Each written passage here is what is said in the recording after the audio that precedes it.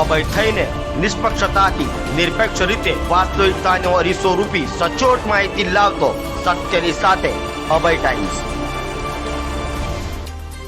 લોકસભાની ચૂંટણીને લઈ સુરતમાં સરકારી કર્મચારીઓનું મતદાન આજરોજ કરવામાં આવ્યું હતું, જેમાં પોલીસ કર્મચારીઓ અને સરકારી કર્મચારીઓએ સવારથી મતદાન કરવા માટે લાંબી લાઈનો લગાવી હતી।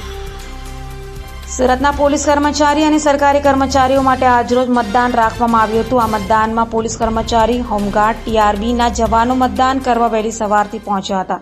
ખાસ કરીને આ મતદાન બેલેટ પેપર પોસ્ટલ બેલેટથી મતદાન કરવામાં આવ્યું હતું। મતદાન કરવા માટે 900થી વધારે સરકારી કર્મચારીઓ જોડાયા હતા।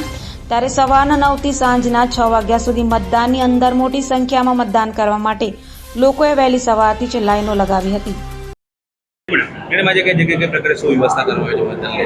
અત્યારે સુરત પૂર્વનું અહીંયા મતદાન ચાલી રહ્યું છે પોસ્ટલ બેલેટ દ્વારા। ફેસિલિટેશન સેન્ટર છે આપણું આ।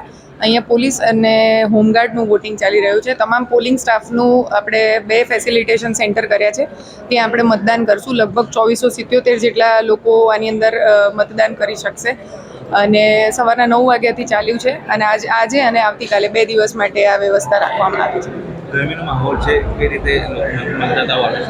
આપણે અહીંયા હોલમાં જ રાખ્યું છે, એટલે કમ્યુનિટી સેન્ટરમાં એમને એવી રીતના સ્લોટમાં જ આવે છે એ લોકો, એટલે ઓછામાં ઓછા લોકો આવી શકે એના માટે અને સાથે જ બધાનું મતદાન થઈ શકે આપણે સ્લોટ વાઇઝ રાખ્યા છે।